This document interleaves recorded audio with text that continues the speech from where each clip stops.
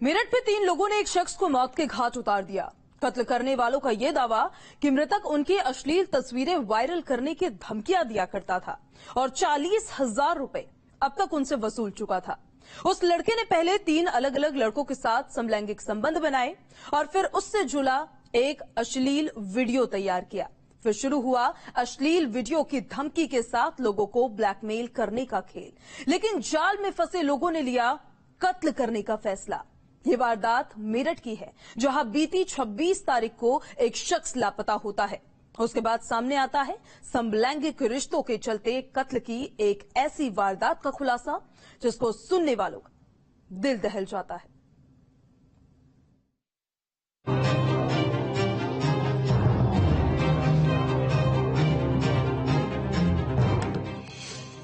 क्या उसने 3 लड़कों से बनाए संबंध, फिर अश्लील वीडियो बनाकर दी गई धमकी। धमकी के बाद की गई 40,000 की वसूली।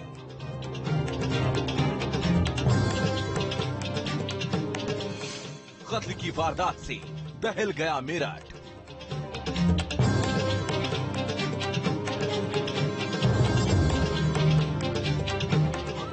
मेरठ के जागृति विहार सेक्टर 6 में मौजूद एक घर के अंदर कोहराम मचा हुआ है। दहाड़े मार मार कर एक परिवार इंसाफ की गुहार लगा रहा है। हर तरफ कोहराम है क्योंकि एक झटके में परिवार के लाल को चंद लोगों ने मिलकर मौत के घाट उतार दिया। कत्ल की इस वारदात के तार जुड़े हैं बीती 26 जून से, जब यश नाम का एक शख्स घर से स्कूटी पर निकला लेकिन वापस नहीं लौटा। देखिए, ये दिनांक 26 जून 2022 की घटना है। एक यश रस्तोगी नाम के व्यक्ति जिनकी आयु लगभग 24 वर्ष थी, उनके गायब होने के बारे में उनके परिवार वालों ने थाना मेडिकल पर गुमशुदगी लिखाई थी 27 तारीख को। उसी रात्रि में घटना की गंभीरता को दृष्टिगत रखते हुए पुलिस के द्वारा धारा 364 आईपीसी बनाम अज्ञात है अभियोग पंजीकृत कर दिया गया था।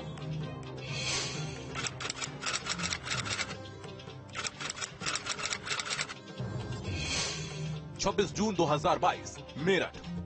बीती 26 जून की शाम मेरठ के जागृति विहार सेक्टर 6 में रहने वाला यश अपने घर से स्कूटी पर रवाना होता है, लेकिन यश वापस घर लौटकर नहीं आया। सारी रात बीत गई तो परेशान हो चुके परिजन डरे सहमे पुलिस के पास पहुंचे। यश की गुमशुदगी की रिपोर्ट भी दर्ज करवाई गई, जिसके बाद से ही पुलिस ने यश की तलाश में दिन रात एक किया हुआ था। तब से लगातार हमारी टीमें लगी हुई थी। आप समझ सकते हैं कि पूरे जिले के सिटी के लगभग सारे सीसीटीवी कैमरा हम लोगों ने इसमें देखे हैं।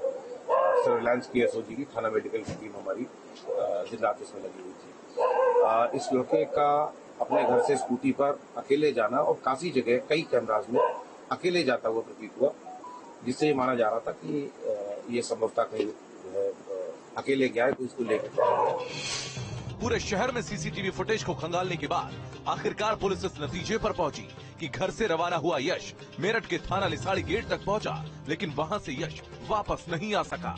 अब पुलिस की तफ्तीश में 3 लोगों के नाम सामने आए हैं, जिनको गिरफ्तार करने के बाद यश की तलाश खत्म हुई है। हमारी जांच थी, हमारी विवेचना एक जगह आके फोकस हो गई और एक जगह के बाद में पता लगा कि लिसाड़ी गेट क्षेत्र में आने के बाद में वापस जाना नहीं है, यहाँ से पहुंच।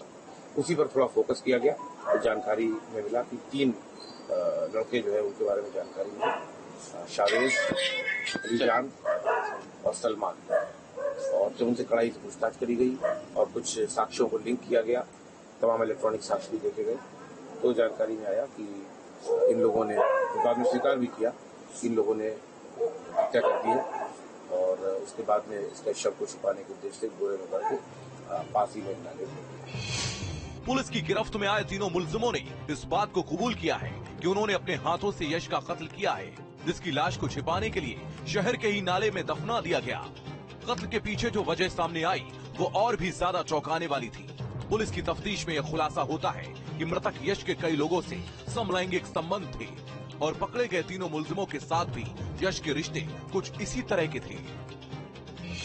देखिए, अभी तो ये सब विवेचना कांड है, लेकिन जो प्रथम दृष्टया जानकारी मिली, हालांकि काफी पुष्टि हुई है उसकी, ऐसा प्रतीत हो रहा है कि ये जो मृतक है, जो मृतक है यश, ये कुछ गे साइट्स पर जो है इसका रजिस्ट्रेशन था और तमाम युवकों से अनैतिक संबंध इनके जो है होने की जानकारी आ रही है, जिसमें से ये जो अभियुक्त है इनसे भी इसका जो अनैतिक संबंध था, अनैतिक शारीरिक संबंध, जिसके बारे में हम लोगों ने इनके ईमेल से और इलेक्ट्रॉनिक माध्यम से तमाम साक्ष्य भी संकलित किए हैं। पकड़े गए तीनों मुलजिमों का कहना है कि यश ने उन तीनों अभियुक्तों की चंद अश्लील तस्वीरें खींच ली थी, जिसके दम पर यश उन तीनों को ब्लैकमेल कर रहा था। पकड़े गए मुलजिमों का ये भी कहना है कि बीते करीब 1 महीने के अंदर यश ने उन तीनों से करीब 40,000 की रकम वसूली थी और फिर एक बार पैसे देने के लिए दबाव बनाया जा रहा था। इनके द्वारा ये बताया गया है अभी तक कि ये जो यश है इसके द्वारा इनसे इनकी फोटोग्राफ खींच ली गई थी। इस प्रकार के कार्य के दौरान, अनैतिक संबंध स्थापित करने के दौरान फोटोग्राफ थी, जिसके आधार पर ब्लैकमेल करके इनसे पैसा वसूली करता था, ऐसा अभियुक्तगण का कहना है। इसकी पुष्टि अभी की जानी है और कहा कि शायद उसके बाद में लगभग 40,000 रुपये पिछले 1 महीने के दौरान जो है इनसे ले चुका था जी, और उसके बाद में दोबारा भी उसके बाद पैसा लेने के लिए पहुंचा। उसी में बात बिगड़ गई, संघर्ष हुआ, जिसमें इनके द्वारा ये कहना है कि इनके द्वारा उसकी हत्या कर दी गई। उस रिश्ते के अपने सच को छिपाने के लिए तीनों मुलजिमों ने ये कदम उठाया। पहले यश का कत्ल किया गया, फिर बहुत ही बेरहमी से उसकी लाश के कई टुकड़े करके उसे बोरी में भरकर नाले में फेंक दिया गया। मगर हर जुर्म की हकीकत एक न एक रोज खुलती है और उसी तरह मेरठ के उन कातिलों तक भी पुलिस पहुंच चुकी है और मृतक के घर वाले पुलिस से इंसाफ और यश के कातिलों को कड़ी सजा देने की मांग कर रहे हैं। क्राइम कंट्रोल के लिए मेरठ से सरफराज अहमद के साथ team news state.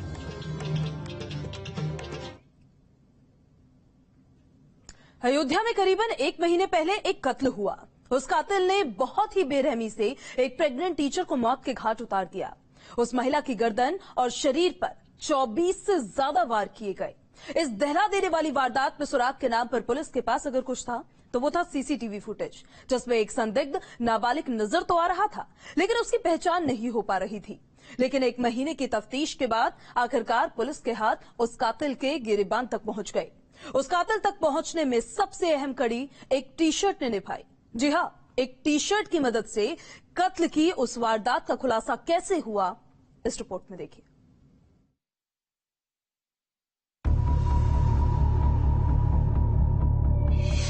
T shirt ने खोला कत्ल का राज।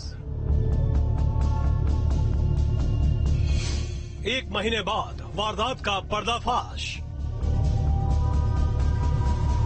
नाकाम इश्क का हुआ खूनी अंजाम। बदनामी की धमकी से डरकर किया कत्ल।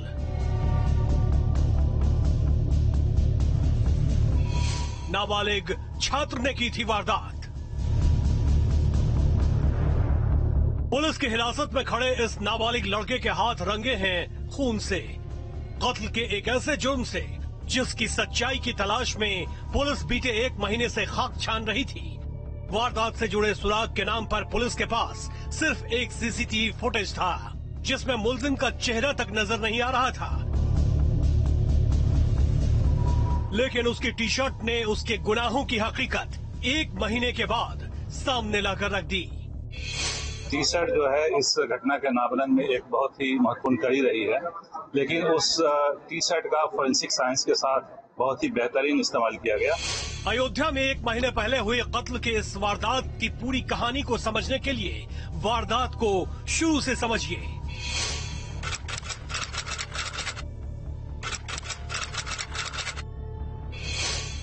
करीब 1 महीने पहले अयोध्या का श्रीरामपुर कॉलोनी इलाका कत्ल की इस सनसनीखेज वारदात से दहल गया था। उस pregnant school teacher Supriya Verma को एक अनजान कातिल ने बड़ी ही बेरहमी से मौत के घाट उतार दिया। उसके जिस्म पर धारदार हथियार से हमले के करीब 24 निशान मिले। दिन दहाड़े हुए कत्ल के इस वारदात में पुलिस के हाथ पूरी तरह खाली थे। मृतक सुप्रिया के घर वालों को भी इस बात का जरा भी अंदाजा नहीं था कि कत्ल के पीछे की वजह क्या रही होगी। भैया, नफरत का मुझे तो नहीं लगता किसी से इस टाइप का कोई हम लोगों का, और बिटिया का स्वभाव ऐसा था, हम लोगों का भी स्वभाव ऐसा था कि सबसे बंदगी, सबसे दुआ सलाम प्रेम व्यवहार था। तो वो नफरत अब खुद से बताएं किससे न। अब मिसेज थी नहीं वहाँ, दामाद उनके साथ था, तो उसको भी मैं ब्लेम नहीं कर सकता जैसे शक कर रहे हूँ। दामाद साथी था, तो और तीसरवा यहाँ हमारा है कौन, एक छोटी बड़ी बिटिया दामाद है, बिल्कुल उनसे ज्यादा विश्वास मैं अपने पे नहीं कर सकता।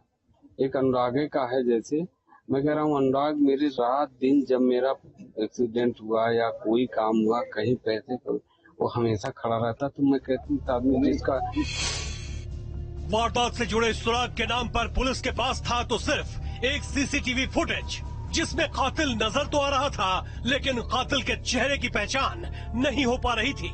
पुलिस के पास जानकारी थी तो सिर्फ और सिर्फ कातिल के पहनावे की, जिसके आधार पर पुलिस ने तलाश शुरू की। कातिल के कपड़ों को पुलिस ने पहचान लिया था और उन कपड़ों के आधार पर पुलिस ने तफ्तीश को आगे बढ़ाया।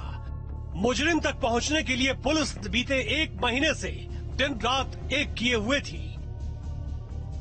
इस बीच पुलिस ने 700 अलग अलग सीसीटीवी फुटेज को चेक किया, 500 से ज्यादा संदिग्ध लोगों से पूछताछ की, 10 किलोमीटर तक कॉल ट्रेस की गई।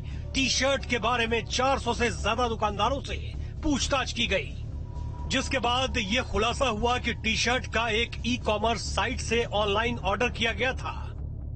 टी शर्ट को आधार पे उसकी जब जांच कराई गई तो उसमें बड़ा डिस्टेंस पाए गए। तो इसमें जहां एक तरफ टी शर्ट की इमेज और टी शर्ट और उसके साथ जो फोरेंसिक साइंस का बेहतरीन इस्तेमाल किया गया है वो इस घटना के अनावरण में महत्वपूर्ण रोल अदा किया। तफ्तीश में खुलासा हुआ कि जिस टी शर्ट पहने कातिल की तलाश पुलिस कर रही थी, वो टी शर्ट चंद रोज पहले मृतक के घर से कुछ ही दूरी पर ऑनलाइन ऑर्डर की गई थी, जिसके बाद पुलिस के हाथ मुलजिम के गिरेबान तक पहुंच गए। वो कातिल निकला महिला का पड़ोसी, 12वीं क्लास में पढ़ने वाला एक नाबालिग छात्र, जिसके साथ मृतक सुप्रिया वर्मा के बीते 2 से 3 सालों से अवैध संबंध थे। ये नेक्स्ट डोर बॉय था और शिक्षिका से इसके करीब 2-3 साल से संबंध थे। इधर कुछ समय से इनके संबंध प्रगाढ़ हो गए थे और वो लड़का 12th का स्टूडेंट है। वो इस बात से बहुत भयभीत रहता था कि बात जब खुलेगी तो ना तो अपने फ्रेंड्स को मुंह दिखा पाएगा, नहीं अपने घर वालों को दिखा पाएगा। तो वो इस रिश्ते से बाहर निकलना चाहता था। 2 से 3 साल तक उस छात्र के साथ महिला का रिश्ता चोरी छिपे पनपता रहा, लेकिन नाबालिग छात्र को इस बात का डर सता रहा था कि सच्चाई जब खुलेगी तो उसका क्या होगा। वो महिला से छुटकारा पाना चाहता था और इसी छुटकारे के लिए उस नाबालिग ने रास्ता चुना कत्ल का। ऐसे साक्ष्य उस शिक्षिका के पास थे, जैसा कि जिसका कहना है कि उन्होंने बताया था कि अगर आप मेरी बात नहीं मानोगे तो फिर मैं आपको एक्सपोज करूंगा। तो इससे भयभीत भी रहता था और एक हर चीज का थ्रेशोल्ड लिमिट होता है। तो वो समय और वो सीमा आ गई थी शायद, जब यह चाह रहा था कि हम इससे मुक्ति पाएं। वारदात के बाद मुलजिम की तलाश में पुलिस 1 महीने तक खाक छानती रही। करीब 1 महीने तक चली तलाश के बाद जुर्म की सच्चाई आखिरकार सामने आ ही गई। एक नाजायज रिश्ते के खूनी अंजाम का खुलासा करीब 1 महीने की मेहनत के बाद पुलिस ने कर दिया और इसी के साथ सुलझी ब्लाइंड मर्डर की वो गुत्थी जिसके खुलासे का जरिया बनी एक टी शर्ट। क्राइम कंट्रोल के लिए अयोध्या से भूपेंद्र के साथ टीम न्यूज स्टेट। 1 जुलाई की शाम वो घर से निकला, लेकिन फिर लौटकर नहीं आया। घर वाले घबराए हुए थे। कॉल किया तो फोन ऑफ था। किसे पता था कि घर पर दोस्त की बर्थडे पार्टी में जाने की बात कहकर निकला गोविंद अब कभी वापस लौटकर नहीं आएगा। चुंद लटेरे ने पहले उसके साथ लूटपाट की और फिर उसका कत्ल करके वो मौके से फरार हो गए। कानपुर में हुई कत्ल की इस वारदात की पूरी कहानी दिखाते हैं आपको इस रिपोर्ट।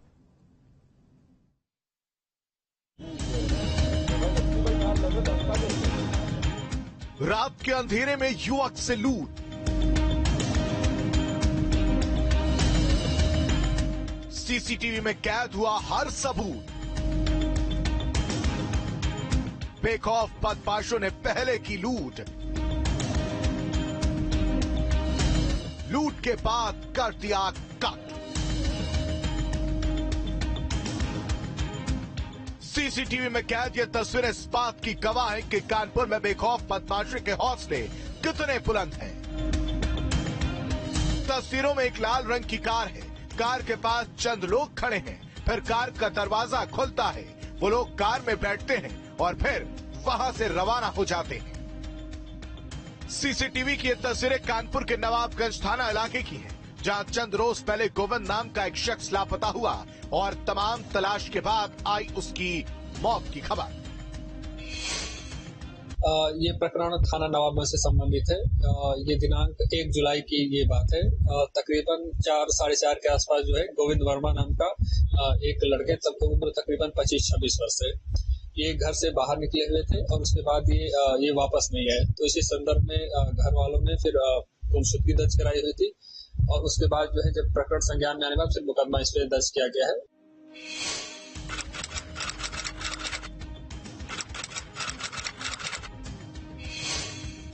एक जुलाई की शाम कानपुर के नवाबगंज इलाके में रहने वाले रमेश वर्मा का बेटा गोविंद किसी दोस्त के जन्मदिन की पार्टी में जाने की बात कहकर गया था, लेकिन देर रात तक वो वापस नहीं लौटा। फोन स्विच ऑफ था और वक्त गुजरता जा रहा था। घर वालों को अब किसी अनहोनी का डर सताने लगा तो उन्होंने पुलिस में जाकर गुमशुदगी की रिपोर्ट दर्ज कराई। 5 बजे वो निकला है बर्थडे के लिए, 6 बजे उसका फोन ऑफ हो गया था। जब मैसेज व्हाट्सएप पे किया, नेट बंद था, तब इनके खिलता हुआ, तब उन्होंने कॉल की। 10:30 तक फोन बंद रहा, हम लोग ढूंढते रहे। 10:30 तक फोन ऑन हुआ, स्पीकर पर था, तो उन्होंने बोला कि आधे घंटे में आते हैं। फिर एकदम से फोन किसी ने काट दिया। 10-15 को हमने और की, नहीं उठाया गया। फिर फोन स्विच ऑफ हो गया। फिर उसने कहा आधे घंटे मारा, तो हम लोग 12 बजे तक वेट किया। 12:15 पर जब ट्रांजेक्शन हुआ एटीएम से पापा के अकाउंट। बस इसी के बाद से गोविंद के घर वालों की घबराहट बढ़ गई। एक तरफ फोन स्विच ऑफ होना और दूसरी तरफ गोविंद का पूरी तरह से लापता होना। परेशान परिवार के लोग पुलिस के पास शिकायत लेकर पहुंचे। शिकायत मिलने के बाद पुलिस ने मामले में तफ्तीश शुरू की। इस बीच कानपुर के देहात में पुलिस को एक अनजान लाश बरामद होती है। कानपुर के निवासी एक युवक का शव कानपुर देहात क्षेत्र अंतर्गत बरामद हुआ, जिसकी शिनाख्त बाद में हुई और नवाबगंज थाने में इस प्रकरण में सुसंगत धाराओं में अभियोग पंजीकृत कर घटना के अनावरण हेतु सार्थक प्रयास किए जा रहे हैं। ह्यूमन इंटेलिजेंस और मोबाइल सर्विलांस की मदद से हमारी 4 टीमें लगातार इस पे कार्य कर रही है और मुझे पूरा यकीन है कि शीघ्र ही इस घटना का सफल अनावरण पुलिस के द्वारा किया जाएगा। कानपुर देहात से बरामद हुए शव की जानकारी मिलने के साथ ही पुलिस ने लाश की शिनाख्त शुरू की, जिसके बाद पुलिस को जानकारी मिलती है कि शव कानपुर में बीती 1 जुलाई को लापता हुए गोविंद का है, जिसकी तलाश लगातार की जा रही थी। लेकिन उसको किडनैप करने वाले उन बदमाशों ने पहले गोविंद का देर रात अपहरण किया। उसके अपहरण के बाद वो बदमाश गोविंद को कानपुर देहात के अकबरपुर इलाके में लेकर गए, जहां उसका कत्ल कर दिया गया। जांच चल रही थी, जो भी जहां भी गए हुए थे हर जगह सीसीटीवी फुटेज इकट्ठे किए जा रहे थे और उसी क्रम में ही ये सारी जानकारी प्राप्त हुई है। जांच की जा रही थी तो उसी दौरान जो है ये सूचना प्राप्त हुई कि एक डेड बॉडी जो है कानपुर देहात में प्राप्त हुई है। तो परिजनों के द्वारा पहचान कराया गया, तो ये डेड बॉडी जो इसी मुकदमे से संबंधित थी। इसके आधार पर विधि कार्रवाई की जा रही है। हमारी जांच प्रचलित है और हम कुछ इसमें साक्ष्य भी अभी प्राप्त हुए हैं। जैसे ही हाँ बिल्कुल, जैसे जो हमारी जांच आगे बढ़ेगी, जैसे चीजें क्लियर होंगी आपको अवगत करा देंगे।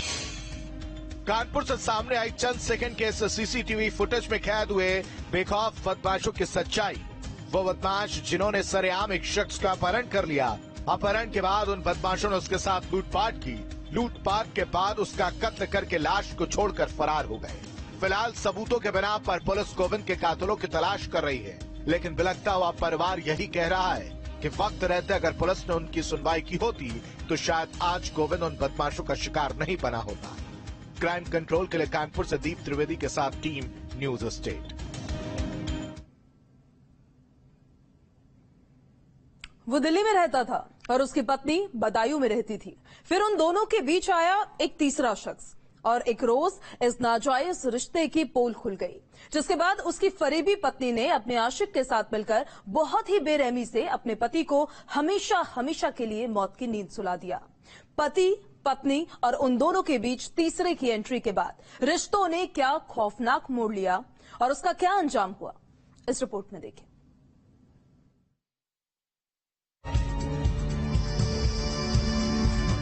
पति और पत्नी के बीच तीसरे की एंट्री। इश्क में हैवान बन बैठी उसकी पत्नी। आशिक के साथ मिलकर बेरहमी से कत्ल। कातिल पत्नी ने कबूला वारदात का सच। अस्पताल के दरवाजे पर कफन में लिपटी एक लाश है। आसपास लोगों की भीड़ है। यहां मौजूद हर शख्स ये सोच कर सकते में है कि अपने आशिक के साथ मिलकर एक फरेबी बीवी ने किस कदर बेरहमी से अपने शौहर का कत्ल कर दिया। जनपद बदायूं के थाना इस्लाम नगर के मोहल्ला मुस्तफाबाद की ये घटना है, जहां पर एक मोहम्मद शरीफ नाम का एक व्यक्ति जिसकी उम्र 30 वर्ष है, ये दिल्ली में फर्नीचर का काम करता है। कल ये दिल्ली से लौटकर अपने घर आया था, तो आज सुबह पुलिस को सूचना मिली कि इसकी करंट लगने से इसकी मृत्यु हो गई है। कत्ल की इस वारदात को अंजाम दिया गया बदायूं के इस्लाम नगर इलाके में, जहां रहने वाले वो शख्स दिल्ली से बीती रात ही लौटा था। उसको इल्म था अपनी फरेबी बीवी के नाजायज रिश्तों के बारे में। इसी नाजायज रिश्ते के चलते उस रात शौहर और बीवी के बीच काफी झगड़े हुए और फिर वो झगड़े बन गए कत्ल की वजह। आने के बाद में ये आया, इनका कोई नाजायज संबंध एक जो था सलीम नाम का, उससे देख लिया। किनका था संबंध? उस शबनम का। शबनम इनकी पत्नी का? इसकी पत्नी का। फिर तो इनमें आपस में झगड़ा हुआ। सलीम कहाँ का? ये सलीम भी पड़ोस में रहता है, ये आटी का रहने वाला है। फिर क्या हुआ? फिर वो भी इस्लाम नगर रह रहा है। फिर क्या हुआ? और फिर इसमें जो है इसने जो है इसको इन दोनों ने मिलके इसको करंट लगा करके और बड़ा बेरहमी से इसको मारा। पुलिस को यह खबर मिलती है कि देर रात करंट लगने की वजह से एक शख्स की मौत हो गई, लेकिन मौके पर पहुंची पुलिस ने जब लाश को देखा तो पुलिस का शक गहरा गया। बेजान जिस्म पर चोट के कई गंभीर निशान पाए गए थे और मृतक के घर वालों ने भी अपने बयान में शक उसकी पत्नी पर जताया, जिसके बाद पुलिस ने मुलाजिम पत्नी को हिरासत में लेकर मामले की तफ्तीश शुरू की तो खुल गया उस कातिल पत्नी की खौफनाक करतूत का सच। पुलिस जब मौके पर पहुंची तो मृतक के परिजनों द्वारा उसकी ही पत्नी पर शक जाहिर किया गया और मृतक के शव को देखने में भी कुछ संदेह प्रतीत हुआ। इस पर उसकी पत्नी को हिरासत में लेकर के जब पूछताछ की गई तो उसके द्वारा अपने जुर्म का इकबाल करते हुए बताया गया कि उसके द्वारा ही अपने पति की बिजली के तार से करंट देकर उसकी मृत्यु कारित करके उसकी हत्या की गई है। उस कातिल पत्नी से जब पुलिस ने कड़ी पूछताछ की तो मुलजिम ने अपने जुर्म की सच्चाई बयां करनी शुरू कर दी। पुलिस की गिरफ्त में अपने गुनाहों की सच्चाई कबूल करने वाली उस जालिम बीवी अपने आशिक के साथ मिलकर अपने शौहर को मौत के घाट उतार देती है। हत्या के कारण के बारे में उसका ये कहना है कि वो अपने पति से काफी परेशान थी और वो यदा कदा उसको गाली गलौज देता था, उसको परेशान करता था। इस परेशानी से आज ही जाकर के उसने ये कदम उठाया है। इस संबंध में परिजनों द्वारा तहरीर दी जा रही है और मृतक के शव को पोस्टमार्टम के लिए भेज दिया गया है। अग्रिम विधिक कार्रवाई की जा रही है। उस बेवफा बीवी ने बहुत ही बेरहमी से अपने शौहर का कत्ल किया। करंट लगाकर उसने अपने शौहर को मौत के घाट उतार दिया, लेकिन पुलिस की गिरफ्त में आने के बाद हर सच्चाई खुलकर सामने आ गई। फिलहाल आरोपी पत्नी को पुलिस ने गिरफ्तार कर लिया है और उसके आशिक की तलाश जारी है। क्राइम कंट्रोल के लिए बदायूं से मनोज सिंह के साथ टीम न्यूज स्टेट। और क्राइम कंट्रोल में अभी के लिए बस इतना ही, लेकिन हमारी आपसे ये अपील कि आप सतर्क रहिए और सावधान रहिए ताकि कोई अनहोनी आपके दरवाजे पे दस्तक न दे दे।